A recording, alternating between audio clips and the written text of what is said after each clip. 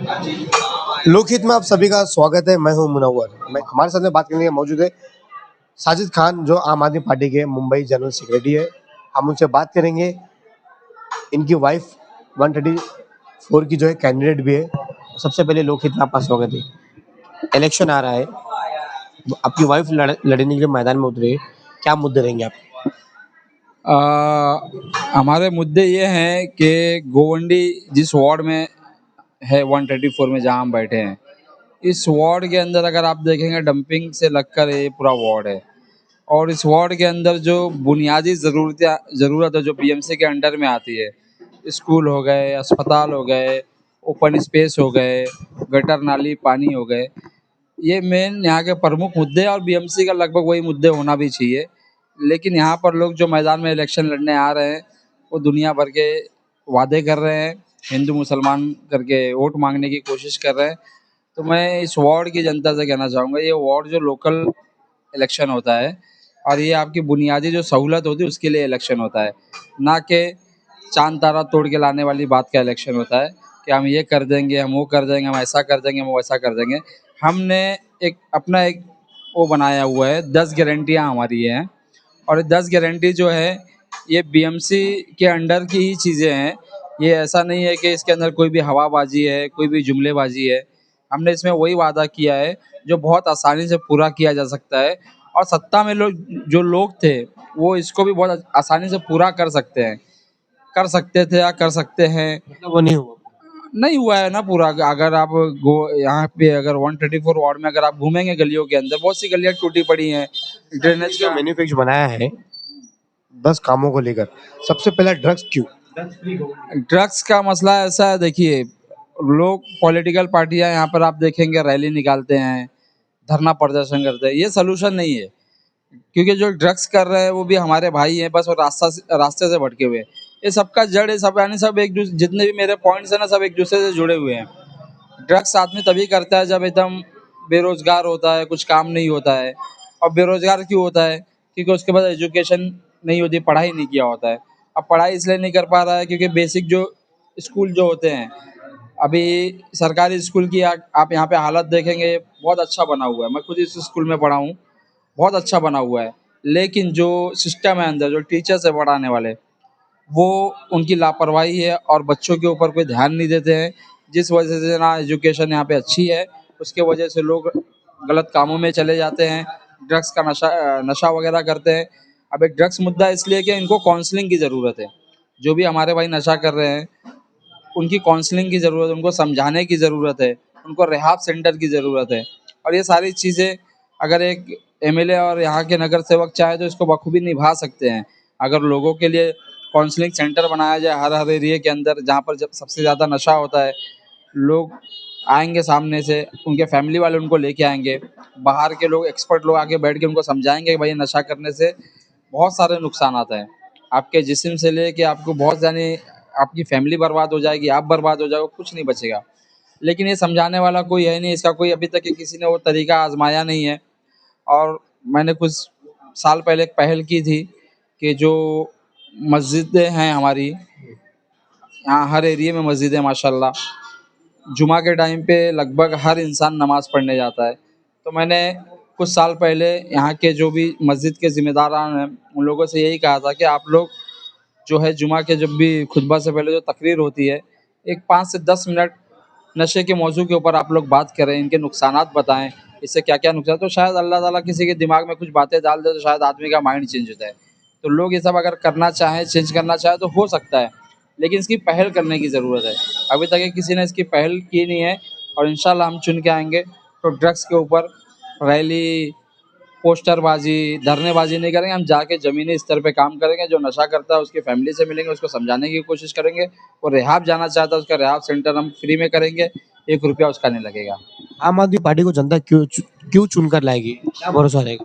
आम आदमी पार्टी इस देश की एक ईमानदार पार्टी है, काम करने वाली पार्टी है, गरीबों की पार्टी है। दिल्ली के अंदर हमने जो काम किया है वो पूरे देश और दुनिया के अंदर उस काम की चर्चा होती है। अपोजिशन पार्टी के लोग भी बहुत से मॉडल को कॉपी कर रहे हैं, ये बहुत अच्छी बात है। केजरीवाल जी ने कहा था हम राजनीति करने नहीं, राजनीति बदलने आए हैं। आम आदमी पार्टी 2014 के बाद में पहली बार यहाँ पे इलेक्शन लड़ने जा रही है।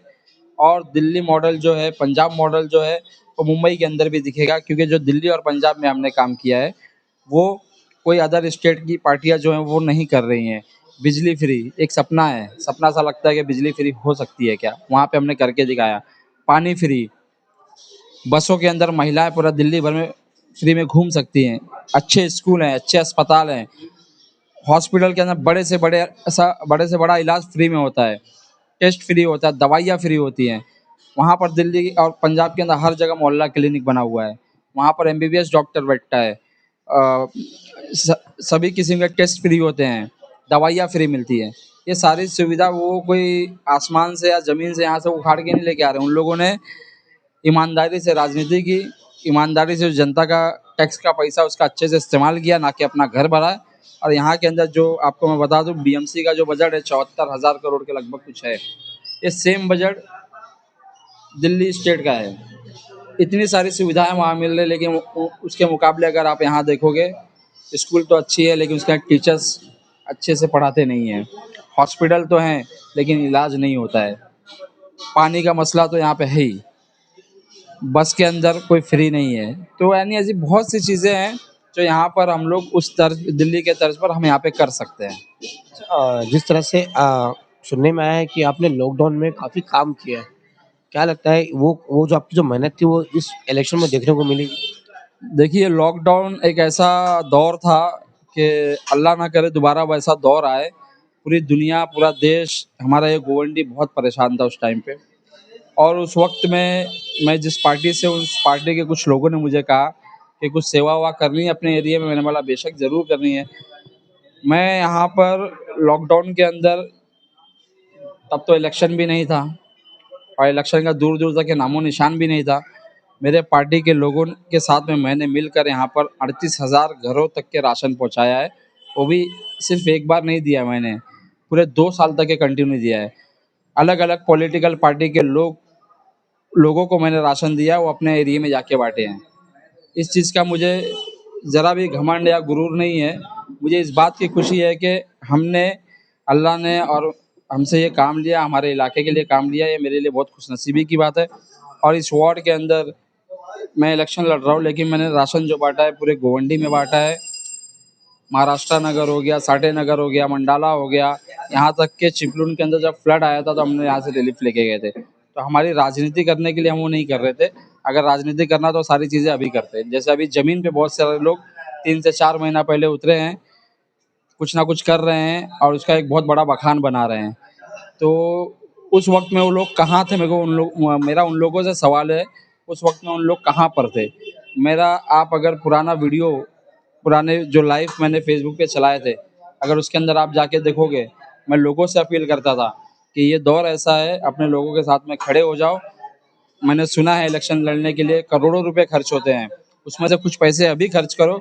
हो सकता है जनता आपको आपके इलेक्शन के टाइम पे आपको पसंद करे, हो सकता है आप जीत जाओ। अगर ये सब नहीं भी होता तो कम से कम आपकी आखिरत बन जाएगी। लेकिन कोई लोग, जितने लोग अभी ज़मीन पे उतरे, कोई लोग रोड पर नहीं आए थे उस वक्त में। और मुझे खुद कोविड हो गया था और मेरी एक बहुत बड़ी टीम इस काम में लगी थी। मेरी इतनी औकात और हैसियत नहीं है।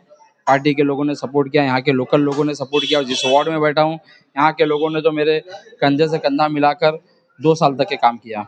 तो जिस तरह से आपने ये वादा किया है, ये सिर्फ वादे नहीं, हम ये हमारी गारंटी है। तो क्या लगता है ये सही हकीकत है? ये जो है वादे जो है ना, इतने आसान से वादे हैं ना। मैं ये कहना चाहूँगा, जितनी भी पॉलिटिकल पार्टियां हैं, ये मेरे 10 पॉइंट है ना, ये 10 पॉइंट पे अगर आप लोग काम कर ले जाओगे ना, आपका एरिया सुधर जाएगा। जीते या हारे कोई भी, ये मेरा 10 पॉइंट जो है, ये 10 पॉइंट ऐसा है कि एक नगर सेवक का काम है। और ये बहुत बड़ी चीज़ें नहीं है। अगर आप इस पे काम कर ले जाएंगे तो इस एरिया की समस्या हल हो जाएगी। ये बड़ी बड़ी बातें नहीं है कि हम ये कर देंगे, हम वो कर देंगे। आप, अभी क्या हो रहा है, जो भी वोटर्स के बाद में लोग जा रहे हैं, वोटर्स अगर कोई डिमांड करता है, वो कोई भी डिमांड, क्योंकि वोटर्स है वो तो कुछ भी बेचारा 5 साल तक के उनके पास कोई जाता नहीं। जब कोई जाता है तो उनके पास में बहुत सारे सवालात होते हैं, वो सवाल कर रहा है, हमको ये चाहिए, हमको ऐसा चाहिए, वैसा चाहिए। तो ऐसे झूठे झूठे वादे ना करें। और मैं यहाँ के जनता से कहना चाहूँगा, इनके झूठे झूठे वादों में और इनकी बातों में ना आए, क्योंकि उनके हाथ में नहीं है।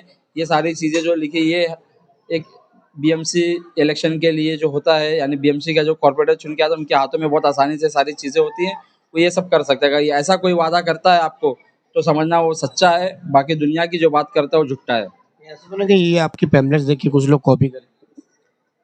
अब मैं तो चाहूँगा कि मेरा जो ये चीज़ है, ये लोग सारे लोग जितने भी कैंडिडेट खड़े हैं, इन इन बातों पे बात करें। इसको कॉपी पेस्ट की बात नहीं है।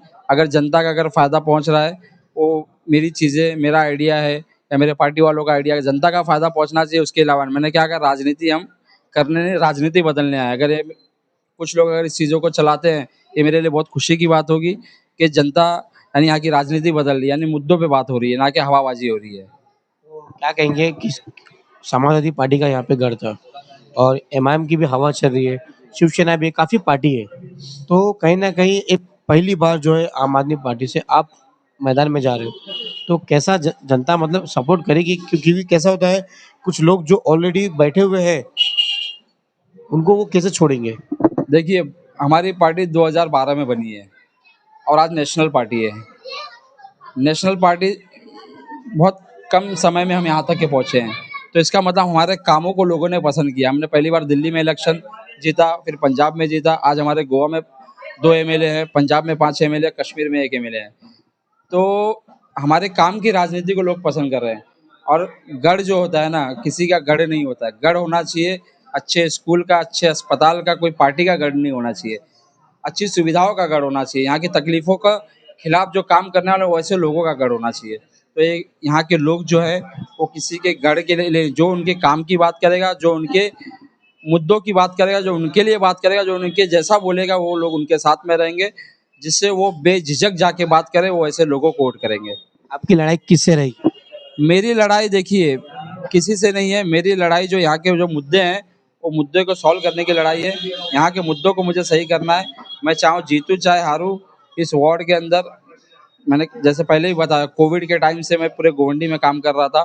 और इंशाल्लाह नतीजा कुछ भी हो, अगर हमको यहाँ के लोगों ने अपोजिशन में बिठाया, तो जो सत्ता में बैठे रहेंगे उनके नाक में हम दम करके रहेंगे कि हमारा ये सारी चीज़ें आपको करके देना पड़ेगा।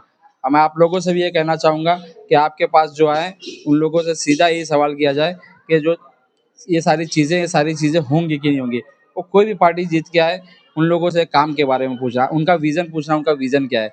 और रही बात एमआईएम पार्टी की बात, एमआईएम पार्टी जो है पूरे मुंबई में इलेक्शन लड़ी थी और लगभग पूरे मुंबई में जो भी सदर मोहतरम आते हैं, आए हुए थे यहाँ पर। वारिस पठान जहाँ से एमएलए थे, 5,000 वोट शायद आया था वहाँ पर। कुर्ला के अंदर लास्ट टाइम 27,000 वोट आया था, शायद अभी 3-4 हज़ार वोट आया।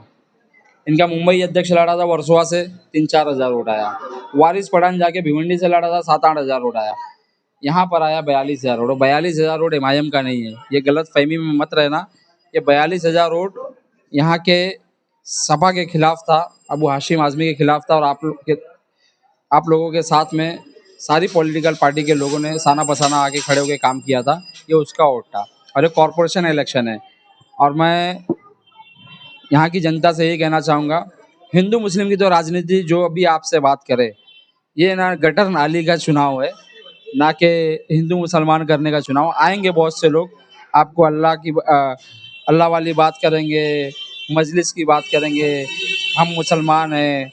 यानी उनकी नज़र में ऐसा होता है कि जो इनके अपोजिशन में खड़ा होता है, वो दरी बिछाने वाला होता है।